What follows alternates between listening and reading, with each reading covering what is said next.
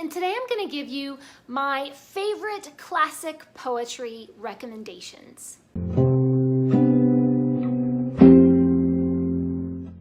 I have read quite a lot of poetry over the years, almost always classic poetry. Some of it I like, some of it I don't like. One of the things I really love about poetry is usually there's a deeper meaning behind it, and you get to sort of sit and ponder and think it over for a while and sort of get into the deep meanings behind what the author is saying. Not to mention just the richness of the words. I'm a person that loves words. But before I tell you about my favorite classic poets, I want to make sure that you know that Books for MKs is a charity that donates books to missionary kids. If you want to donate to the kids, you can do so at GoFundMe.com. Today's MK shout out goes out to twins Steele and Strauss. They're both 5 years old and their family are missionaries to Kenya.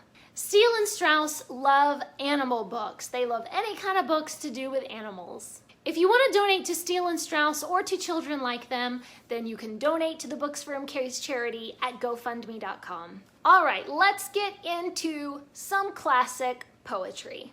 The first poet that I want to talk about is my very favorite poet of all time, and that is John Milton. I love pretty much everything he ever wrote, but my favorite poem of his is Comus. Comus is a story about an innocent young girl who gets lost in the forest and she is tempted by an evil spirit and her brothers come to rescue her, but they don't do a very good job at the rescuing.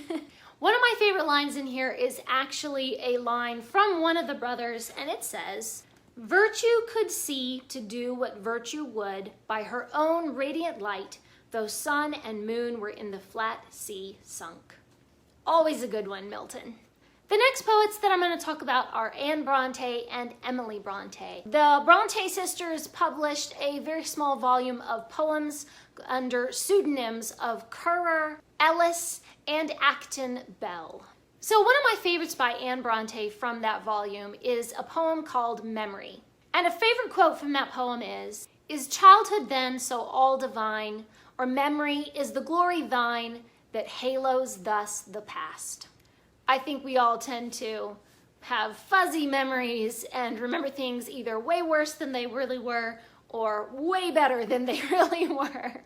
And my favorite poem of Emily Bronte's that is actually not in that volume, I don't think, of the Currer, Ellis, and Acton Bell. I don't think it's in there. But my very favorite poem of hers is called No Coward Soul Is Mine. No coward soul is mine, no trembler in the world's storm-covered sphere. I see heaven's glories shine, and faith shines equal, arming me from fear. That has been a favorite of mine for years. And that little first bit of the poem, it's a much longer poem than that, but that first little bit has definitely given me some courage over the years when I've been facing some sticky situations. Another favorite poet is Redeared Kipling. This is one of the oldest books that I own, and it is a poetry collection called The Five Nations. One of my favorite poems in here is The Old Men. It's got a little sticky there.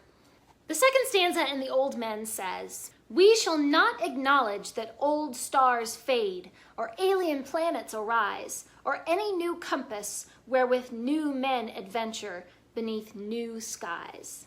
I just love that. They're like, the old ways were good enough, and the old stars were good enough, and the old adventures. And we will not acknowledge you new people. I think that's just fantastic. I love it. I just love it.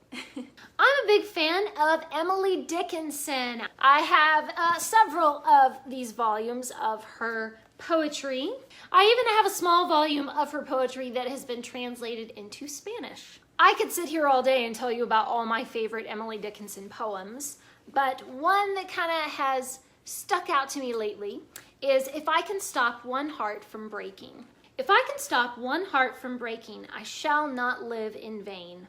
If I can ease one life the aching, or cool one pain, or help one fainting robin unto his nest again, I shall not live in vain." I love that because it shows a very strong purpose, a strong sense of purpose. And I think Emily Dickinson was incredibly strong in her own way. Another favorite is Edmund Spenser's Faerie Queene. It is extremely long and the language is very old and convoluted, but if you can get either a good translation or just sit down and slog through the language a little bit, it is so full of fantasy. It just glitters with magic. One of my favorite quotes from the Faerie Queene has to do with music, because of course I'm a musician, so I tend to notice lines about music in poetry. So one of the lines from Book 3, Canto 2 says, "For pleasing words are like to magic art, so discord oft in music makes the sweeter lay." And that's very true. You'll often hear a lot of discordant chords or discordant melodies in music, and then it actually makes the harmonies in the music even that much sweeter. So hey, Edmund Spenser knew something about music. Another one that is quite famous is Samuel Taylor Coleridge's Kubla Khan. It is quoted quite a lot, of course. It's certainly a famous one, but with good reason. I think there's a lot going on in the background of this poem. It's not even that long, but there's so much in there about dreaming and perfection and idealizing things. And again, one of my favorite lines is about music. So there is a damsel and she has some kind of a lute or a dulcimer or something. And I'm reading it out of the Home Book of Verse. My favorite line is, "Could I revive within me her symphony and song, to such a deep delight 'twould win me, that with that music loud and long, I would build that dome in the air." If I could just feel that music inside of me, I could build my dream. Really beautiful, really beautiful. Another favorite poem is The Eve of St. Agnes by John Keats. I do love me some Keats.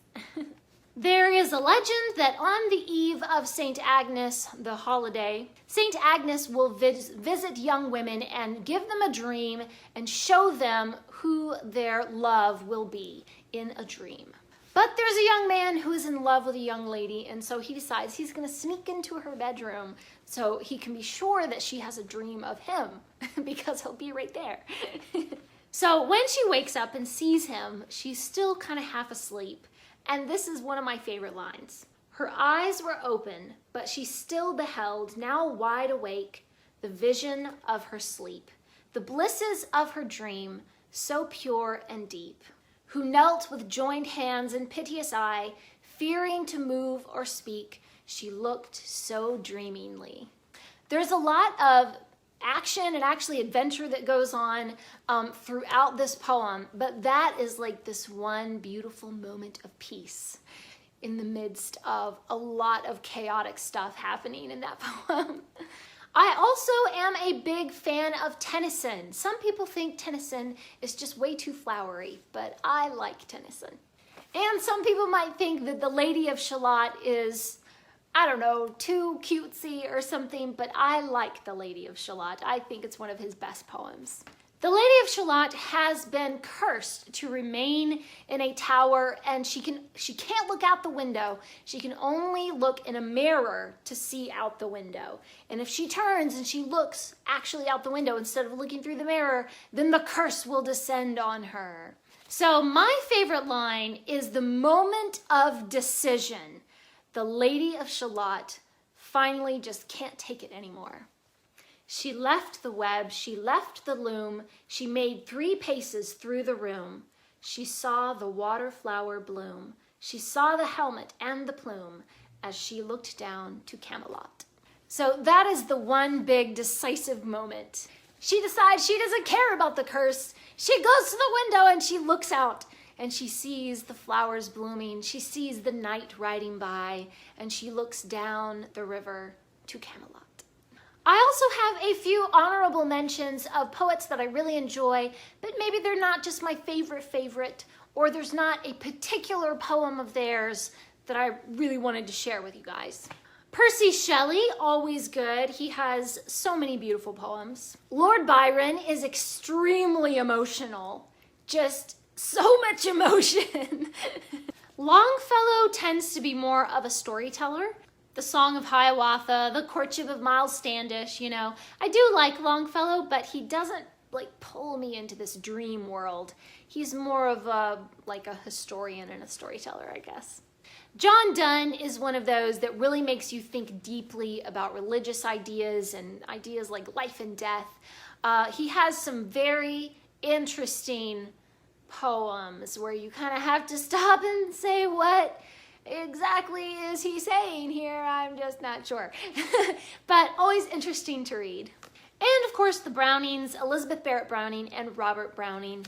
I really love their poems. They're kind of volatile in a way, like just wild, and you never quite know what they're gonna do.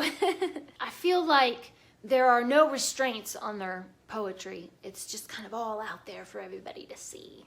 Please leave me a comment down below and let me know what are some of your favorite classic poets, or just any poet. Recommend me some poets. What's your favorite poem?